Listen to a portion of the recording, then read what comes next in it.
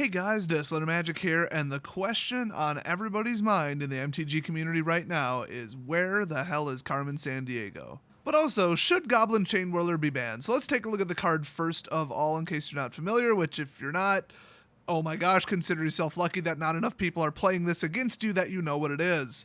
Fan-frickin-tastic artwork, let's start with that. The cost, triple red. That makes this so late in even a two-color deck unless you've got the best fixing ever made, which, okay, 9 sets are about to be legal at once, so it's not unheard of. It's just this might be pushed to turn, or I should say not turn 5, but your 5th land drop if you're playing mixed color, especially 3-color. I mean, you could like Aether Hub this once to get it out, but otherwise if you drop a swamp, that's it.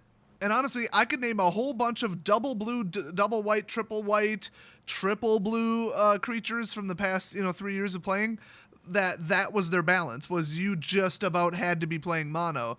So the problem with that is, I mean, does anything get past that? Because that is what's supposed to make this card fair, is, oh, it can't just go into everything. Now, the polar opposite would be Smuggler's Copter, Karn, Marvel. I mean, they were all colorless. They could go into any color. That was the problem with all of these cards, 2 of which have been banned so far.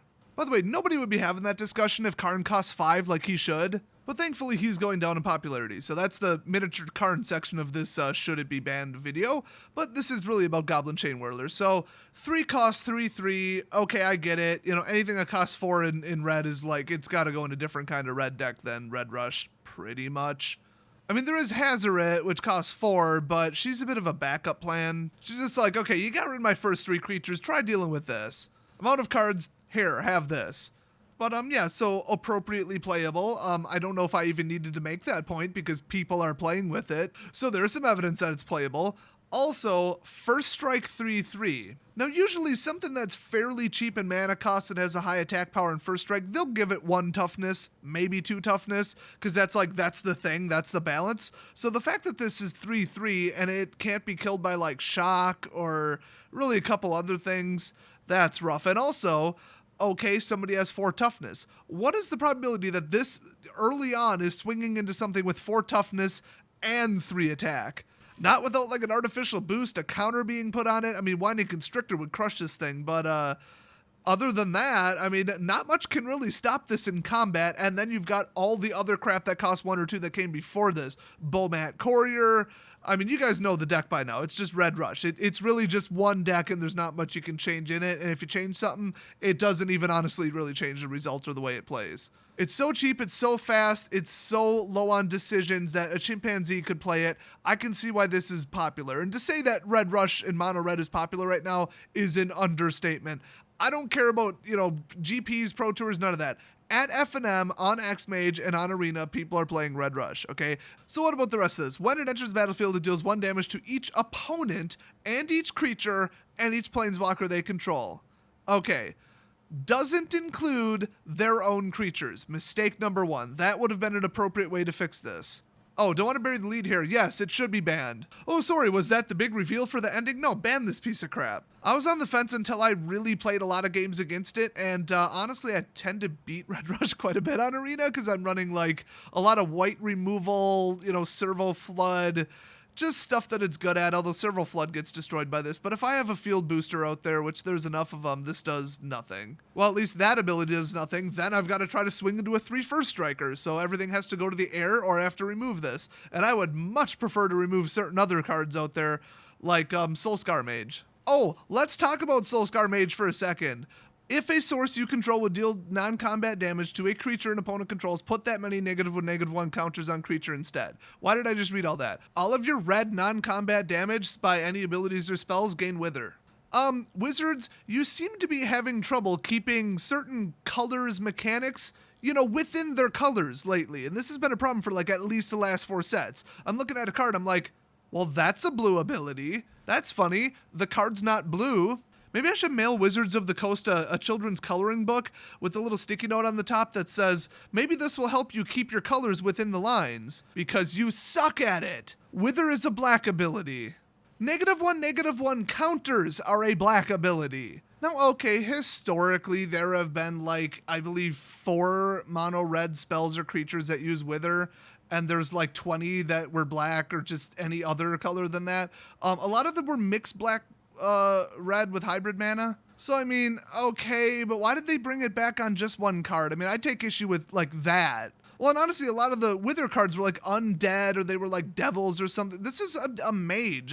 This isn't a Wither card. But before this becomes the anti-Soulscar mage video, no, I don't think Soulscar should be banned, by the way. I mean, it's a 1-2 for 1 with prowess, but without haste. It's borderline. I mean, it's a rare. I think it's somewhat appropriate. It's annoying though, but why am I bringing it up? Well, because Goblin Chainwhirler is apparently considered non-combat damage. I guess the definition of combat damage is a lot simpler than a lot of people make it. It's damage that happens due to combat and is resolved during the end of combat phase.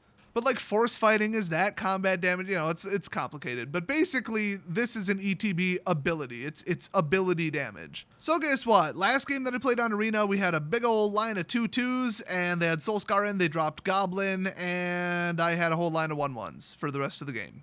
There were 2 other games where that happened and I lost because of it. My aerial responders were no longer big enough to block really anything, and they could only swing for 1 damage after that. So this combo alone is almost enough to ban it because these are always in every red deck, and honestly, there's usually 4 of each. Now, the probability of them meeting up within the first 3 card draws is not amazingly good. It's somewhere between 10 and 20%. I'm too lazy to do the math. But I mean, that's like a lot of games. And if it happens, like even if you survive it, it's over. The game is over. You basically can't win unless you're going to win with something other than creatures. So even without that combo, okay, is Goblin Chainwhirler too good? Well, all it does is sweep 1 damage. Well, how good is 1 damage? I mean, let's look. Blazing Volley. I mean, I hate to kind of undercut my own argument here, but this is one of the most underappreciated and underplayed cards in all of Standard right now. That and Dream Stealer. But yeah, it deals 1 damage to each creature your opponents control.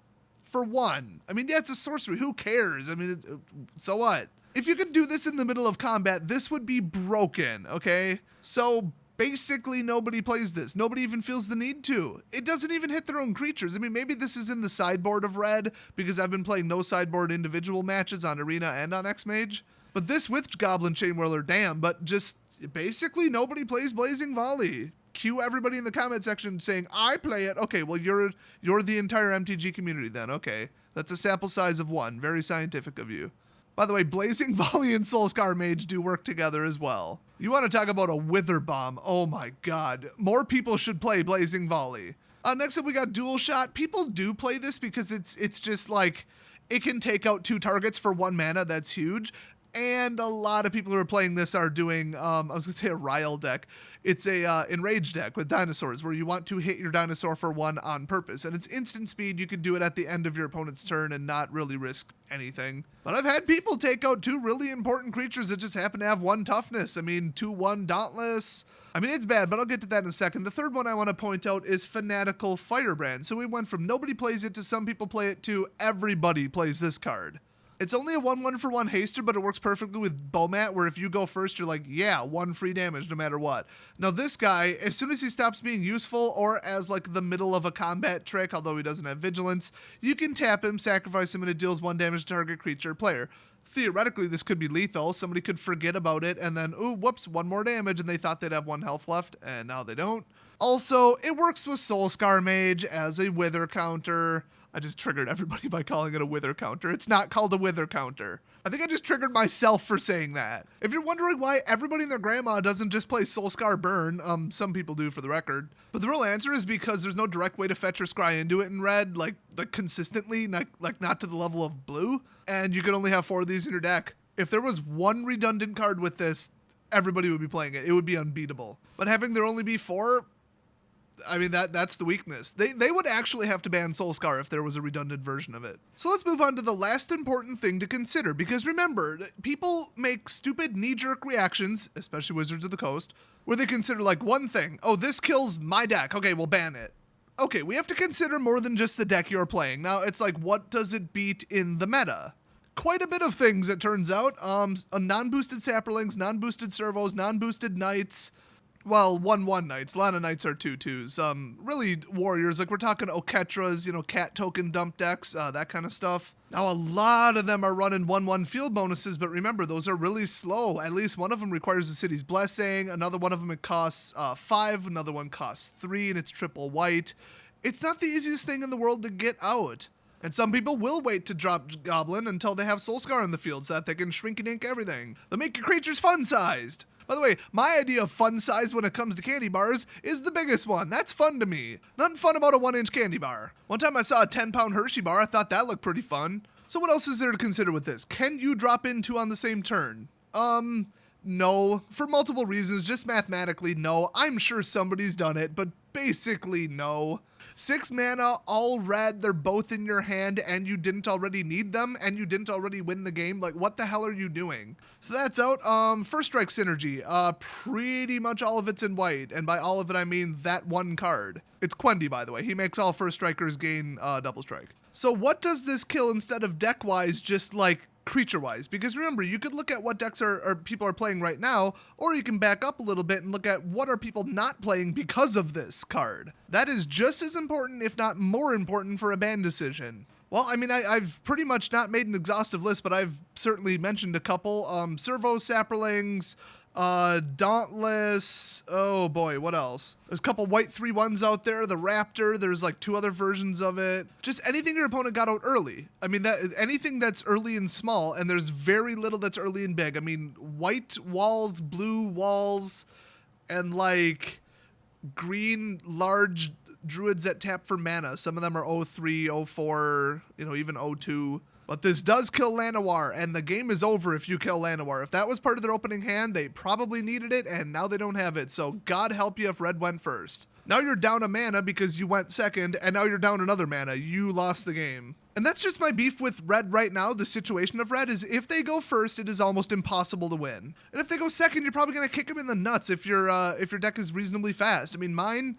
If they go second, I just laugh. Everything they bring out, I remove it because I'm 1 mana up from them the whole damn game. So, I mean, this kills vampire tokens and just, if you didn't get the boost out, and there's a lot of boosts, but this is so early. It's so early. It comes down to maybe you barely got the Lord spells out, the Merfolk booster, the vampire booster, whatever. By the way, this kills like all the Merfolk. Maybe you got it out, but it's extremely unlikely if you took your turn 2, they take their turn 3 and drop this. It's pretty much a game reset. Whatever they have on the field, they have on the field. This doesn't have haste, so it's not like the end of the world, but I think that all things considered, everything I said in this video, yes, this should be banned. And what's the strongest evidence? I saved this for last. Red Rush has already been banned. Twice, depending upon how you want to look at it. Can there even be a more compelling reasons? Wizards already determined that Red Rush was too damn toxic, and then here comes Dominaria. Oh, look at this thing, and Red Rush is back. So forget should it be banned, because remember, should be... Wizards doesn't even know what the words should and be mean, okay? That's not even in their vocabulary. Oh, everyone in the community hates the card and wants it gone? When has that ever gone into their decision? Never. Their decision, from what I've heard and all their statements and the reasoning behind it, has been, 1, it's too much of the meta, and they mean that in the context of the Grand Prix and the Pro Tours, or it won too easily or too well at the Pro Tour, or it beat too many of the other decks with a natural advantage against those decks at the Pro Tour. So for the other 99.99%, I am not kidding, of their customers, the ones who go to FNM and don't give a crap about the Pro Tour, with the exception of people copying all the decks from it. So, I mean, they're not unrelated. It's just they are 2 little bit different scenes. So if people stop showing up to FNM, they will lose a ton of money. If people stop showing up to the Pro Tour, which like literally can't happen because like 10,000 people want to qualify and 1,000 people make it. So who cares? That just harms the people running it. AKA, who even does it anymore? Is it Channel Fireball or SCG? I think it's Channel Fireball. Shows you how much I give a crap about the pro scene. If people stop showing up to the large tournaments, who gives a crap? It doesn't affect Wizards in the least. If they stop showing up to FNM, Wizards will die, okay? Their whole company will be dead and buried. That's their customers. Don't piss off the customers. So it doesn't come down to how much of the meta, the competitive scene, streaming is so important. People watch the results of these tournaments. No, they don't, and nobody gives a crap, okay? I mean, the extent of most people is they look at the results so they can copy a deck. Back in reality, the number one thing that Wizards should consider is how not fun, how aggravating, how annoying, how just toxic is this deck or this card at FNM, because people will not want to play if they're sick of playing against some bullshit deck or bullshit card. You know how much attendance dropped just solely because of approach decks? Individual stores all over the world were banning that card or banning that deck or banning the people that played it. I've heard dozens of claims from people saying that that is what happened at their store. They just had a whole bunch of people, well, probably because I told them to, walk up to the owner and say, all 8 of us are going to stop showing up if you don't tell that asshole to switch his deck or get the hell out of here. 8 versus 1. Yeah, bye. So by the way, that is the solution to solve this on a smaller scale if we can't get Wizards to pull their head out of their ass and actually ban this card. And Scarab God. But in the meantime, Wizards does not consider what their customers actually want and what decision will result in the most money from them and the least amount of pissed off customers. I don't understand why they're so obsessed with competitive play that nobody cares about, nobody goes to, nobody participates in it. Less than 1 in 1,000 people go to the GP. That's a fact. It's probably closer to 1 in 10,000. They allegedly have 10 million customers at any given time, and how many people go to GPs and compete in them? Like 2,000, something like that? That is 0.02% actually. And there are multiple per year in their different locations. So, okay, 1 in 1,000. Catering to 1 in 1,000 of your customers is beyond idiotic, Wizards. But anyway, will they ban this card? Because yes, we've established it should be banned. Will they ban this card or a card from Red Rush that would disable the deck or bring it back down to a reasonable power level? Well, I mean, what else would they get rid of? Ooh, Soul Scar, great. Goblin still wipes the board. I mean, what are they going to do? Errata it to hit your own creatures? I kind of doubt it. This is the problem with the deck, and without it, there's really nothing else from Dominaria that I can name where I'm like, that breaks the deck again. So, if you have a copy of Goblin Chainwhirler, sell it because, I mean, the fact that they've already had to ban Red Rush once, and it's right back to where it's been or worse, they are going to ban this again. It's clear as day. I mean, Wizards, they're so random, who the hell knows what they're going to do, but in reality, they should do this. Logically, I think they will. It just comes down to, will they? Will they pull the trigger and ban this? But wait, there's more. There's red cards in M19 that are worse than Goblin Chainwhirler. At this point, it looks like they're probably going to have to ban mountains from the game. I'm only half kidding. They're going to have to do something about this either now or when it gets even more upgrades. So they can either just ban this, then probably honestly ban something else later after M19 comes out, or wait until the next ban cycle after M19. I believe it's after the Pro Tour after that, so 4 weeks later, I think that's when it is, and then ban like 3 or 4 cards from the red deck.